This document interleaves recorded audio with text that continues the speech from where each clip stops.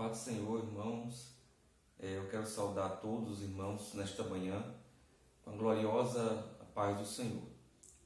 Nós iremos estudar mais uma lição da Escola Bíblica Dominical e quero convidar você para pegar sua revista, sua Bíblia, para por alguns minutos nós aprendermos a respeito da lição de número 8, 24 de maio de 2020. O título da lição, ela nos fala: edificados sobre o fundamento dos apóstolos e dos profetas. Edificados sobre o fundamento dos apóstolos e dos profetas. O textuário da lição, ele vai dizer assim: edificados sobre o fundamento dos apóstolos e dos profetas, de que Jesus Cristo é a principal pedra da esquina. Está em Efésios 2:20. A verdade prática, ela vai dizer assim: Jesus Cristo é a pedra basilar da igreja, que está edificada por meio dos ensinamentos dos apóstolos e do testemunho dos profetas. Nós estamos aprendendo, como os irmãos bem sabem, sobre a igreja eleita, A igreja eleita, redimida pelo sangue de Cristo e selada com o Espírito Santo da promessa. Na lição passada, nós estudamos a respeito de Cristo, da reconciliação que Cristo realizou em nós para com Deus. A nossa reconciliação com Deus foi por intermédio da morte de Jesus Cristo na cruz. E hoje nós somos reconciliados, Nós fazemos parte da família de Deus por intermédio de Jesus Cristo e do seu sacrifício na cruz. Nós vamos hoje, irmãos, aprender a respeito desta base, Desta pedra basilar, como a lição ela vem nos trazer nesta manhã, que é Jesus Cristo. Jesus Cristo, através da sua morte, ele nos reconcilia com Deus e nos traz agora uma unidade, uma união de povos que ele agora inaugura, vamos dizer assim, através da sua morte, um povo chamado igreja. Um povo separado do mundo, um povo constituído de judeus e gentios, Porque nós vamos aprender que antes o povo judeu não consideravam os gentios, nós, como um povo também que poderiam fazer parte da promessa de Deus para a salvação em Cristo Jesus. E então Jesus Cristo traz agora uma união de judeus e gentios, trazendo agora então uma unidade, que esta unidade se chama igreja. Por meio da reconciliação efetivada na cruz, Cristo formou a igreja. Nós encontramos alguns versículos que eu não vou ler, mas os irmãos podem ler depois. Efésios, que vai ser a nossa leitura bíblica em classe, ela está em Efésios capítulo 2, do versículo 20 ao 22. E depois vai estar em Mateus capítulo 7, do versículo 24 até o versículo 27. Então nós vamos, irmãos, fazer a introdução. Se os irmãos tiverem a revista também em casa, os irmãos podem acompanhar. Por meio da reconciliação efetivada na cruz, Cristo formou a igreja. O apóstolo Paulo a compara como um edifício em construção. A pedra angular dessa edificação é Cristo e o fundamento é a doutrina dos apóstolos e o testemunho dos profetas. O apóstolo Paulo, ele considera a igreja como um edifício em construção. Nós entendemos, irmãos, que todo edifício, se ele não tiver uma boa estrutura, uma boa base, para que ele possa ser construído em cima desta base, esse edifício está condicionado, a porventura, a qualquer momento, ele cair, ele desabar. Então a igreja, Paulo comparando este edifício em constante edificação, em constante construção, ele está sobre uma pedra, ele está sobre uma base, e essa base é Jesus Cristo de Nazaré. Louvado seja o nome do Senhor, porque nós não somos um povo qualquer, nós não somos um povo que nascemos de uma história qualquer que foi criada, mas nós nascemos através de um fundamento, né? Através de uma palavra, que esta palavra ela percorre séculos, ela percorre inúmeros anos até chegar a nós. Tá? Então nós somos um povo que nós temos base, fundamento e temos testemunhos. Louvado seja o nome do Senhor. Tá? Nós estamos aqui não é por mera coincidência. Nós estamos aqui porque, de fato, Cristo fundou a sua igreja. Os apóstolos e profetas deram continuidade à sua palavra e hoje a igreja é formada por membros, por pedras vivas, louvado seja o nome do Senhor, que dão continuidade ao Evangelho, à palavra de Deus e à edificação deste edifício. Tá? Cristo é a pedra angular. A pedra angular, nós vamos estudar daqui a pouco, nós vamos entender que ela dá sustentação e alinhamento em toda a obra. Tá? Nós vamos daqui a pouco entrar em detalhes. Assim, o propósito divino de que sejamos templo santo do Senhor, a morada do Altíssimo. Então nós vamos estudar a respeito do templo, a respeito do templo antigamente, né? E a respeito do que se refere tempo nos dias de hoje, na graça, né? Nos dias da igreja. O primeiro tópico, ele vai falar sobre um edifício espiritual, o santuário judeu. O templo em Jerusalém era o símbolo do exclusivismo de Israel como povo de Deus. O templo era destinado somente a cerimônias, né? Destinado a aqueles que faziam parte da comunidade de Israel, né? Que tinham a exclusividade do templo, do santuário ali em Jerusalém. Nós vamos entender que no tabernáculo havia uma separação entre o átrio e o lugar santo. Nessa separação somente judeus poderiam passar. Jamais ali poderia um gentio ultrapassar o muro, né, que fazia ali divisão, que somente os judeus poderiam, era exclusivo. Então, a proibição dos estrangeiros acessarem o templo era um motivo de inimizade, né? Então esta divisão, esta separação, que os gentios, os estrangeiros não poderiam acessar o templo, fazia então ali um motivo de inimizade, um motivo de discórdias, um motivo de separação, né? E ao reconciliar os povos, Cristo aboliu as leis cerimoniais.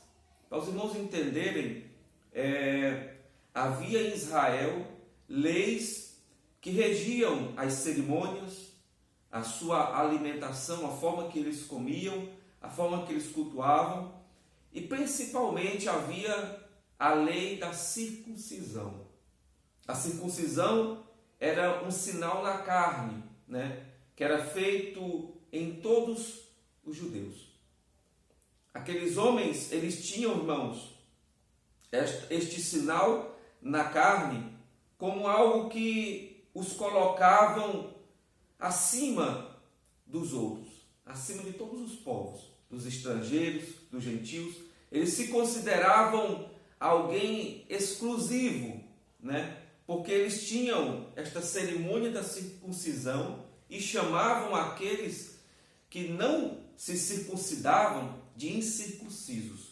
Eles falavam que eles eram da comunidade da incircuncisão, porque eles não tinham esta marca na carne. Então isso trazia até um motivo de, vamos dizer assim, contendas, inimizade para com eles.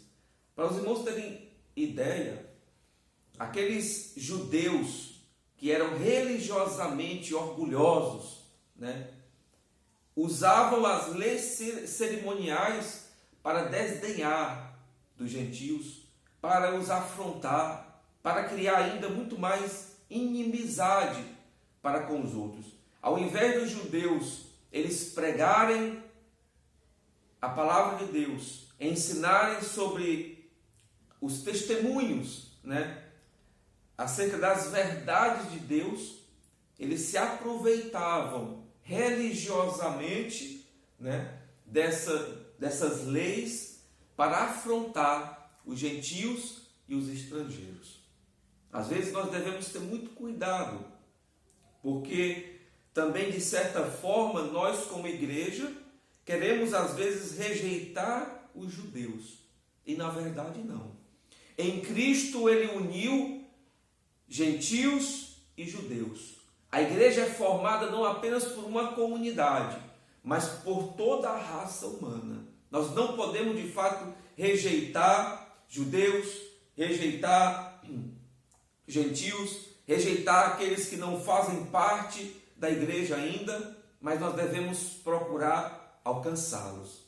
Alcançá-los por intermédio da pregação do Evangelho, pelo testemunho da igreja, e fazer com que essas pessoas que não fazem ainda parte da comunidade cristã, dos salvos em Cristo, elas possam, através do nosso testemunho de vida e através da nossa pregação, também virem a fazerem parte do corpo de Cristo. Porque a salvação não é exclusiva dos judeus. Tá? A salvação é em Cristo Jesus, que Jesus Cristo não morreu somente pelos judeus, mas ele morreu por judeus, gentios, estrangeiros, ou qualquer aquele que possa ouvir a palavra do Senhor e aceitá-lo ele como seu Salvador. Então, irmãos, esta exclusividade foi abolida, né? E esta inimizade também foi abolida por aquilo que Jesus Cristo formou, uma nova humanidade, um novo povo separado, que é a igreja. Paulo, ele chega a dizer que a circuncisão da carne, ela não garantia a circuncisão do coração, né? A circuncisão que era feita na carne, ela não garantia a circuncisão que deveria haver no coração. E o que é esta circuncisão do coração? É a marca, é o amor de Cristo em nós. Não adianta aqueles homens serem circuncidados na carne, quando o seu coração não havia espaço para o amor. Aleluia. E Jesus Cristo, ele é o verdadeiro amor. E somente o verdadeiro amor é que pode unir. E foi este amor que uniu, que trouxe, que deixou a inimizade daquele povo, né? E agora eles formaram um povo, um novo conceito, né? Que é dado agora relevância, porque nós vamos aprender que esta divisão que havia, que o estrangeiro não poderia entrar no templo, nós vamos aprender agora que Jesus Cristo, ele aboliu todo este conceito de templo físico e trouxe agora um novo conceito, que significa o santuário de Deus. Nós vamos entender agora que este santuário de Deus se refere não mais ao templo formado ou edificado por mãos humanas, mas este templo, ele representa o nosso próprio corpo. Jesus Cristo, ele convida, Deus em sua palavra, ele convida agora, ele chama um povo, não mais para somente habitar em templos, mas um povo para que ele seja templo, para que ele seja morada de Deus, aleluia. Jesus Cristo agora, ele Ele mora conosco, ele vive em nós. Tá? Nós vamos aprender isso mais à frente. Então, irmãos, os judeus, eles negaram a graça, né, quando eles rejeitaram os gentios, né? E a graça de Deus, a graça de Cristo, ela deu fim a esta divisão. Então vamos ser um pouco mais resumido em alguns tópicos para que a gente não tome muito tempo. O santuário cristão. Os que pertencem a Cristo são comparados ao edifício onde Deus habita em espírito. O ensino apostólico lembra Salomão quando este reconheceu o templo em Jerusalém. Ele não poderia conter Deus e reafirma a instrução de Estevão que o Altíssimo não habita em templos feitos por mãos de homens. Deste modo, os crentes, judeus e gentios, tornaram-se o templo onde o Espírito de Deus habita, né? Em que eles são chamados de pedras vivas, um edifício espiritual. Jesus Cristo, ele edificou a sua igreja. Jesus Cristo, ele formou a sua igreja. E como eu falei para os irmãos, ele é a base. E hoje nós somos considerados um edifício, pedras vivas, um edifício espiritual em que Jesus Cristo, ele mora. Eu pergunto para você, você tem sido um edifício de Deus? Porque o Espírito Santo, quando ele habita em nós, ele produz algo que somente o Espírito Santo pode produzir. E eu entendo que os irmãos sabem bem o que é. É a santidade. A santidade, ela é produzida quando o Espírito Santo de Deus, ele habita neste templo, neste edifício espiritual. E por isso, irmãos, que as nossas atitudes, a nossa maneira de viver, ela tem que ser condizente a quem mora dentro dela. A pedra angular. A arquitetura antiga, na construção, requeria uma pedra angular. A pedra que significa mais importante, a pedra principal. Essa pedra, irmãos, para os irmãos terem ideia, era uma pedra que dava toda a sustentação do templo. Esta pedra, ela tinha uma importância fundamental porque ela alinhava a estrutura do templo. Ela ligava outras pedras para então dar sustentação. Então nós entendemos que as pedras vivas que vão compor o edifício, ela é a igreja. A igreja é formada por judeus e gentios.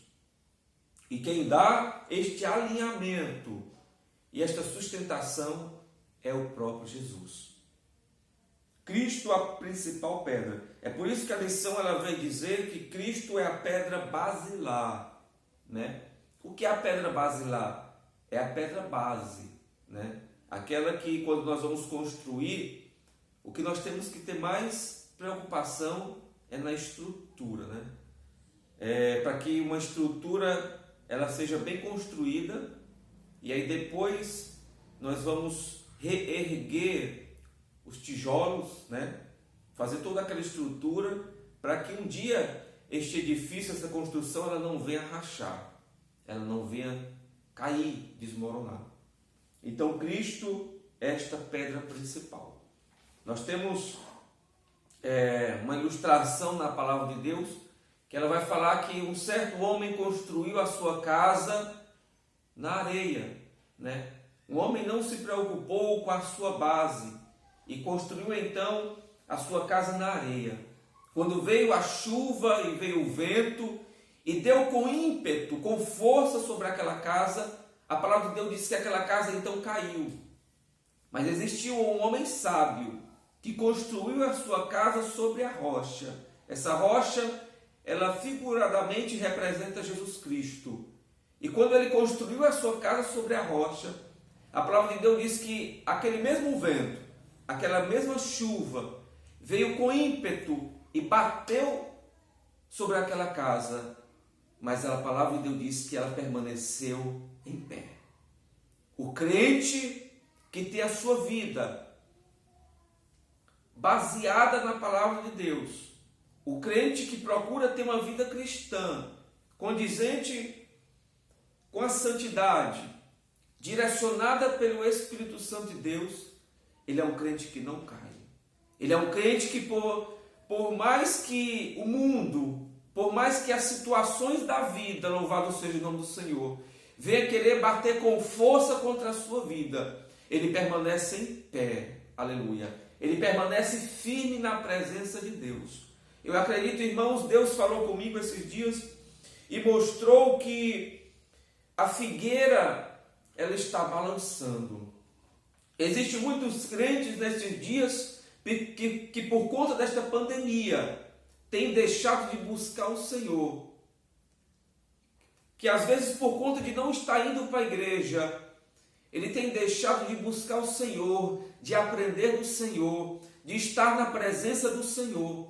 Ele tem usado muitas vezes esta pandemia, este vírus, como um argumento para não buscar a Deus. Ah, irmãos, como é que pode, às vezes, nós estarmos em uma situação de conflito, uma situação que nos coloca, às vezes, até em desespero, e em meio a este desespero, nós não buscarmos ao Senhor.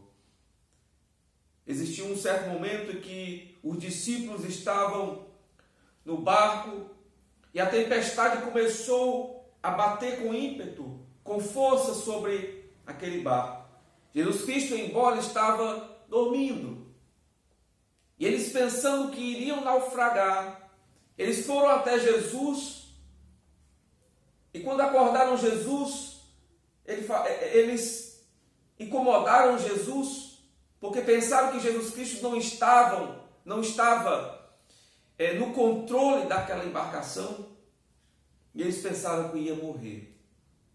E Jesus Cristo, de uma forma sobrenatural, ele manda que a tempestade e o vento se acalmassem. Então, meu amado, em tempos de bonança e em tempo de tempestade, não deixe de buscar o Senhor. Continue confiando no Senhor, porque o Senhor é com a sua igreja. O Senhor é a base da sua igreja. E nós, em momentos algum, nós poderemos relaxarmos ao ponto de não buscarmos a Deus.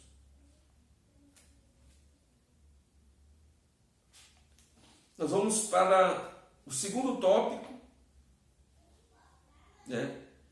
O segundo tópico, e antes disso eu queria ler em 1 Coríntios capítulo 3 e versículo 16, que nos diz: não sabeis vós que sois o templo de Deus, e que o Espírito Santo habita em vós? Não sabeis vós que sois o templo, a morada, a casa de Deus, e que o Espírito Santo, ele habita em você? Aleluia! Que a cada dia esta verdade possa estar presente em nós. 1 Coríntios também, no capítulo 6, versículo 19, ele vai ainda mais fundamentar, dizendo: ou não sabeis que o vosso corpo é templo do Espírito Santo que habita em vós? Ou não sabeis que o vosso corpo, é templo do Espírito Santo que habita em vós? Então, não há outra forma de nós vivermos, irmãos, se não for através desta habitação, desta formação deste edifício em nós. Tá? E como eu falei mais no início, o Espírito Santo, quando ele habita em nós, ele gera santidade. Tá? Então, que Deus em Cristo, ele possa dia após dia nos tornar perfeitos diante dele e perfeitamente santos. Vamos para o tópico de número 2, falando sobre o fundamento, apóstolos e profeta. O conceito de apóstolos, ele é usado como enviado ou mensageiro. O apóstolo é sentado na natureza da missão de Cristo, que foi enviado para ser o Salvador do mundo. Nos evangelhos de Mateus, Marcos, Lucas, eles usam um termo que se refere aos 12 escolhidos de Deus. Para os irmãos terem ideia, os apóstolos, eles são os mensageiros, né? Os apóstolos aprenderam com Jesus, e daquilo que eles aprenderam com Jesus, eles foram enviados para o mundo para então ensinar todas as nações. As Escrituras, Jesus Cristo ele diz que as Escrituras de mim testificam, né? A palavra de Deus testificavam de Jesus. E os apóstolos, eles são os mensageiros que ministram as verdades de Cristo à igreja, né? Eles são os responsáveis por ensinarem os santos, né? Como eles aprenderam de Cristo, a palavra dos apóstolos, ela sustenta a nossa fé. Anos após anos, irmãos, louvado seja o nome do Senhor, que se a palavra de Deus, esta palavra santa e verdadeira, chegou hoje ao seu coração, se ela chegou ao meu coração e chegou à igreja, foi porque muitos apóstolos, muitos profetas, anos após anos, nós entendemos, irmãos, que nasceram reis, nasceram nações, nasceram tantos homens que às vezes tentaram destruir a igreja, mas a igreja, por intermédio dos apóstolos e profetas, a palavra de Deus, até hoje, ela chega aos nossos corações. Tá? Tudo se passou, se passaram grandes guerras, grandes conflitos na humanidade. Homens que tentaram destruir os judeus, né? Homens que tentaram aniquilar a igreja, destruir a palavra. Mas esta palavra, Deus foi fiel para com o seu povo, porque esta palavra, até hoje, ela está em nossas vidas e principalmente está em nossos corações. E isso foi por conta deste fundamento que os apóstolos e os profetas nos ensinaram. Tá? A doutrina dos apóstolos. Os apóstolos receberam a doutrina diretamente de Cristo. Né? Nós vamos aprender lá em 2 Timóteo 4 e 2. 2 Timóteo 4 e 2, irmãos. Ela vai dizer assim, capítulo 4 e versículo de número 2.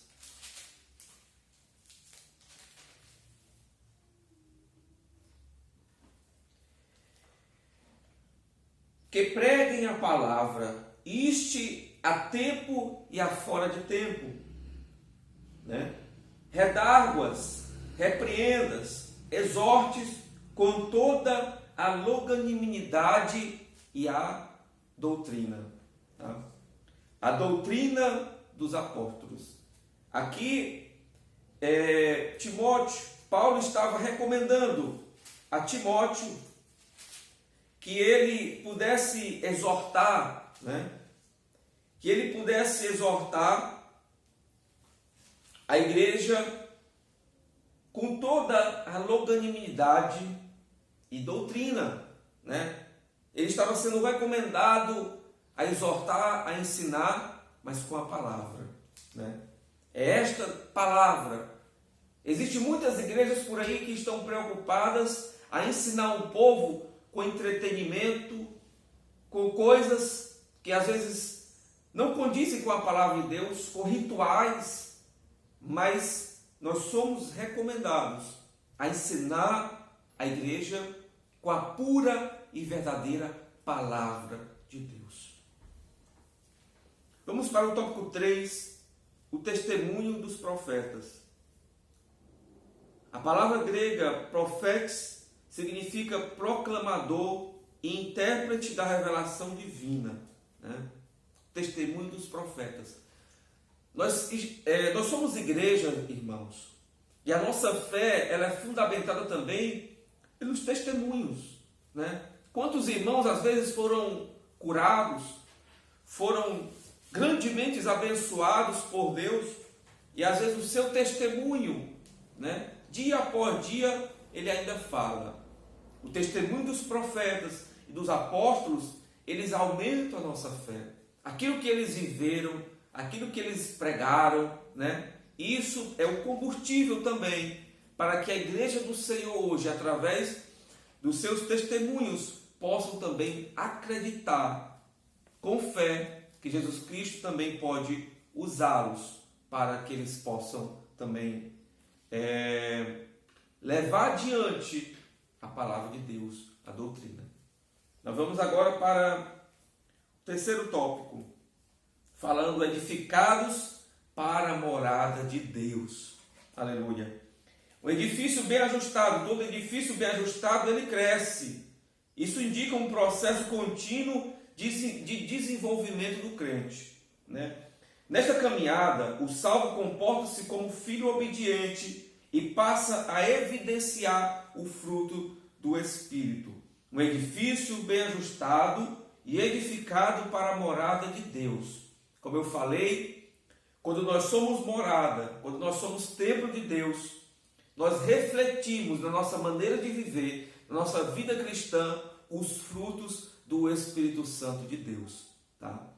Então não há como a gente ir procurar no pé de manga, procurar um abacate, um caju, uma jaca, vamos dizer assim.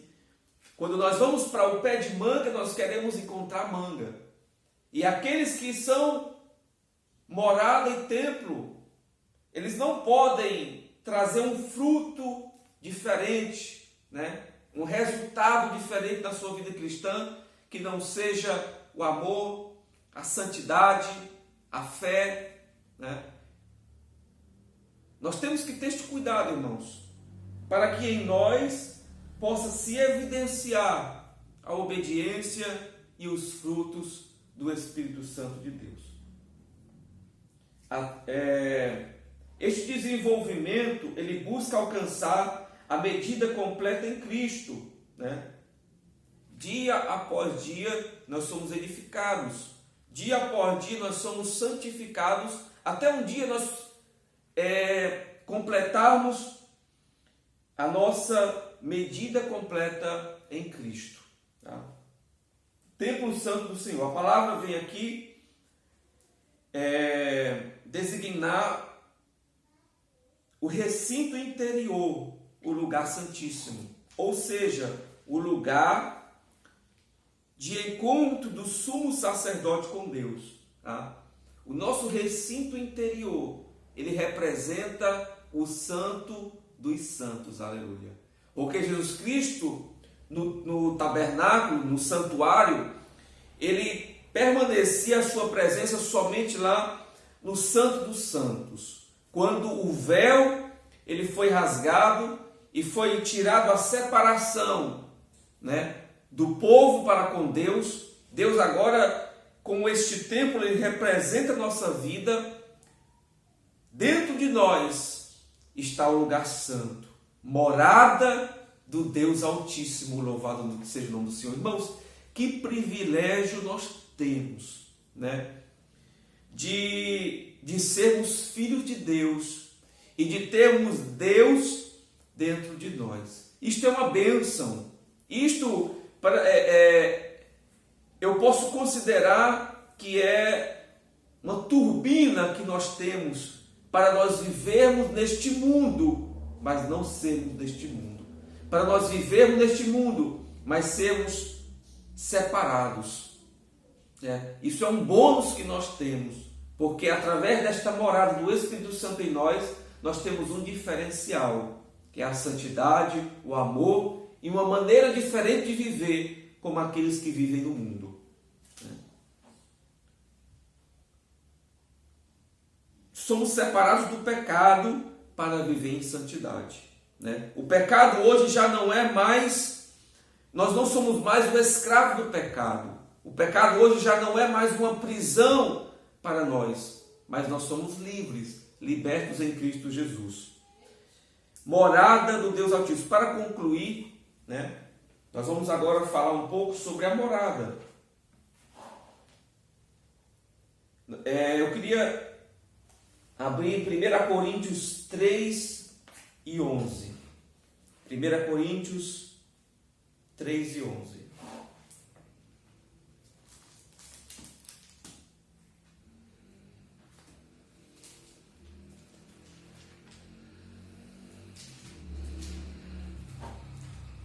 Esta bênção, irmãos, estes versículos, eles vão falar a respeito desta morada. 1 Coríntios 3 e 11. Porque ninguém pode pôr outro fundamento além do que já está posto, o qual é Jesus Cristo. Né? O versículo 16 também ele vai completar dizendo: não sabeis vós que sois o templo de Deus e que o Espírito de Deus habita em vós? Né? Então, moradas de Deus. A morada de Deus fazia alusão ao tabernáculo e depois ao templo israelita. Indicava lugar de habitação permanente e de comunhão íntima. Né? Nós somos templos, nós somos morada permanente de Deus. E dentro de nós há uma comunhão íntima com o nosso Criador. Né? O crente ele tornou-se templo santo no Senhor. Isso indica que Deus ele habita em nós por meio de seu Espírito. E que tal afirmação ratifica o ensino apostólico de que Deus não habita em templos feitos por mãos de homem. Ele reside individualmente dentro de cada cristão, bem como no corpo inteiro de crentes, a igreja formada por judeus e gentios. Então, como eu bem exemplificado, irmãos, a igreja ele é o edifício, ela é o templo e morada. Né? Jesus Cristo, em sua palavra, ele não apenas nos convida a segui-lo, mas ele nos convida também para nós sermos participantes de um novo conceito de que ele habita em nós. Aleluia. Que Deus em Cristo nos abençoe e que a cada dia nós possamos refletir como edifício que é morada e é um edifício que está em constante evolução e santificação. Que você deixe o Espírito Santo de Deus falar ao seu coração e que você reflita, né, a respeito disso e que os frutos do Espírito Santo estejam constantemente em sua vida e sejamos proclamadores da palavra de Deus, sejamos mensageiros desta palavra, para que também Jesus Cristo possa edificar a vida de muitos outros que hoje não pertencem à igreja, mas que um dia também poderão ser templos e morada do Deus Altíssimo. Que Deus em Cristo nos abençoe, em nome de Jesus.